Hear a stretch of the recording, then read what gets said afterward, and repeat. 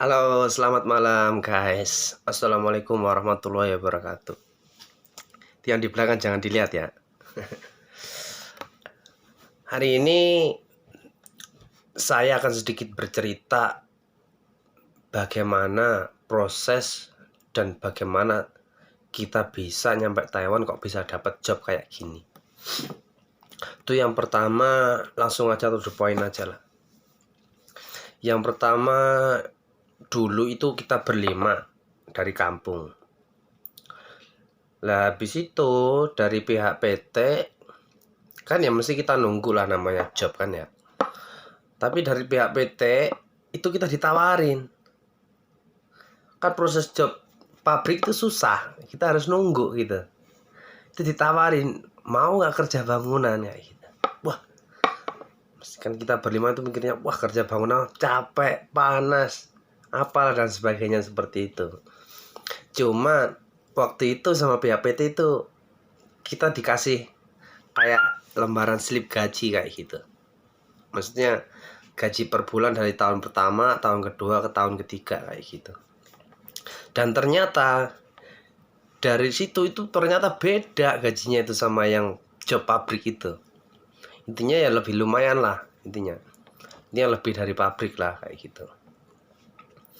Habis itu akhirnya kita berlima mas setuju. Oke, kita ngambil job itu bangunan. Tapi belum kelar ini, masih ada lagi PR-nya yang banyak. Ribetnya minta ampun sobat. Kita harus punya pengalaman. Paling nggak mah 5 pengalaman. Kalau bisa dikatakan mah ini 5 apa ya? 5 pengalaman itu maksudnya kita itu punya 5 pengalaman. Contohnya satu, ini pekerja bangunan jenis listrik. Terus yang kedua jenis apa kayak bagian tukang. Terus yang ketiga ini contohnya kayak bagian apa itu besi apa beton ya kayak gitu. Intinya kayak gitulah. Kita harus punya 5 ini kayak sertifikat lah seperti itu. Nah habis itu setelah 5 sertifikat ini kita harus juga punya sertifikat apa ya, kalau di Indonesia dulu itu sertifikat bangunan, khusus bangunan. Maksudnya itu kalau misalkan kita itu benar-benar diakui jadi tukang kayak gitu. Intinya kita itu benar-benar diakui pemerintah kalau kita itu tukang bangunan. Yaitu jalan satu-satunya gimana? Ya kita harus sekolah. Sekolahnya itu waktu itu di mana itu? Kediri. Kediri itu deket kok sama yang namanya Simpang 5 Gumul itu. Di situ sekolah selama 5. Kita sekolah selama 2 minggu. 2 minggu kita ujian praktek, lolos, akhirnya kita dapat ya sertifikat itu. Nah habis sudah dapat sertifikat itu, kita harus punya 5 sertifikat yang lain ini dari PT. Intinya dari PT yang ada di Indonesia. Itu jalan satu-satunya gimana? Ya akhirnya ya namanya PT kan ya. Nggak mungkin nggak punya akal kan, banyak sekali ini. Maksudnya gimana ya? Jalan keluarnya mesti ada kayak gitu. Yaitu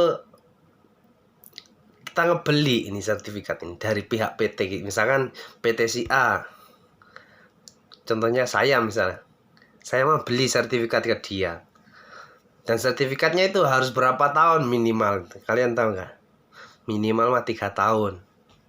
3 tahun kali 5 PT, berarti paling nggak kita harus punya 15 tahun pengalaman kerja di Indonesia.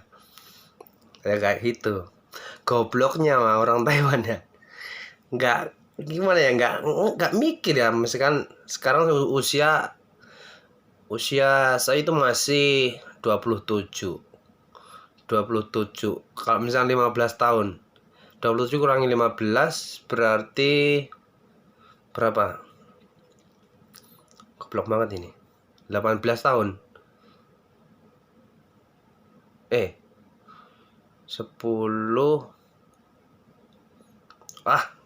Lupa. Intinya masih kecil kan. Kita ya nggak mungkin lah udah kecil posisinya kita masih sekolah, mana mungkin kerja ya kan ya. Ya mungkin ya udah namanya rezeki lah. Ya kita kan nggak tahu kayak gitu. Kita mah namanya berusaha. Akhirnya mah ya lanjut cerita. Akhirnya semua ini mah bisa di antara 5 anak ini. Semuanya udah dapat sertifikat, semuanya udah kelar, beres. Habis itu untuk surat apa namanya? Dari 5 sertifikat tadi, semua syarat-syarat tadi itu harus diterjemahkan dulu ke bahasa Mandarin. Kayak gitu. Untuk proses selanjutnya kayak gitu. Lah habis itu setelah semuanya beres itu kita namanya apa ya? Tetoan gitu. Ya, tetoan itu. Anehnya itu ya, kami berlima ini ya berangkatnya itu nggak bareng kayak gitu. Itu yang pertama itu teman saya, Teto di Jakarta. Itu nggak seperti yang kayak anak-anak yang itu yang kayak kerja di pabrik kayak gitu. Tinggal nyebutkan nama, tempat tanggal lahir, udah. Yang anehnya ini baru pengalaman pertama ini kami ini ya. Kita itu langsung ditemuin sama direktur utama yang pihak Teto yang di Indonesia itu. Kita langsung ditanya, wawancara sama dia. Kamu bisa apa? Berapa lama kerja di PT mana? Makanya kita dari 5 sertifikat itu kita harus hafal semua nama-nama PT kayak gitu. Setelah itu ya yang teman saya yang pertama ini alhamdulillah lolos. Akhirnya dia berangkat dulu. Kalau nggak salah mah bulan 10 dia. Bulan 10 tahun 2015. Ya, 2015. Habis itu yang bulan kedua juga teman saya ini, saudara ini, kakak beradik. Di Teto sana sama prosesnya. Dia ya ditanya seperti itulah, ditanya. Intinya semuanya ditanya. Yang kedua ini lolos. Akhirnya berangkat juga. Dan yang ketiga itu pas saya waktu itu. Berangkat nyampe Jakarta. Habis itu nyampe Jakarta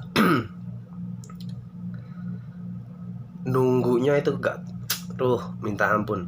Tapi anehnya ini ya nggak tahu, memang prosesnya memang beda. Yang lain mah pada ngantri kayak gitu ya. Waktu itu mah kebetulan pas saya mah langsung masuk ke kantor yang namanya kantornya direktur itu. Langsung masuk ke situ. Ya ditanya seperti itu, bisanya apa gitu.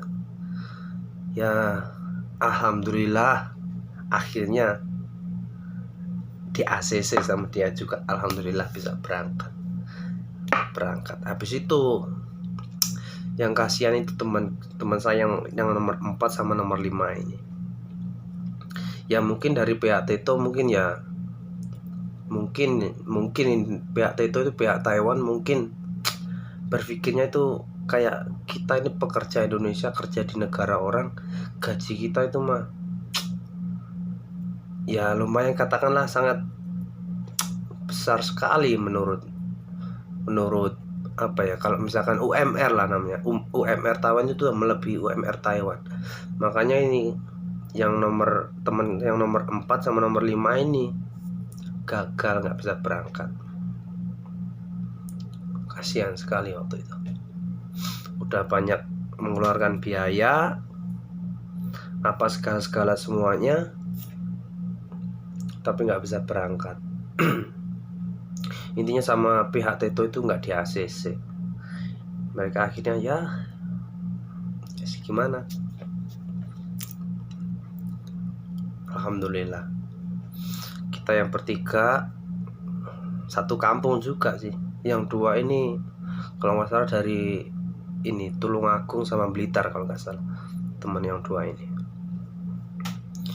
Ya seperti itulah prosesnya. Nah terus nyampe sini itu ya sempet bingung, susah kayak gitu. Masa setiap PT yang kita kerjakan itu nggak ada sama sekali namanya pekerja dari luar negara gitu, kayak misalkan kayak Filipina, Indonesia, Vietnam, mana itu nggak ada. Semuanya itu orang Taiwan, dan kita mah cuma satu-satunya yang ada di PT itu orang luar negeri. Intinya seperti itulah. Ya seperti itulah prosesnya, sangat susah, rumit ya, namanya perjuangan. Alhamdulillah masih kasih rezeki lah. Dari 2015 sampai sekarang ya kami bisa bertahan sampai sekarang. Masanya yang pertama, kenapa kita harus bertahan lama-lama di negara orang? Yang pertama ya tuntutan ekonomi, pasti yang pertama itulah. Yang kedua ya pengen merubah nasib. Ya namanya kita berusaha kan ya, sebisa mungkin kayak gitu.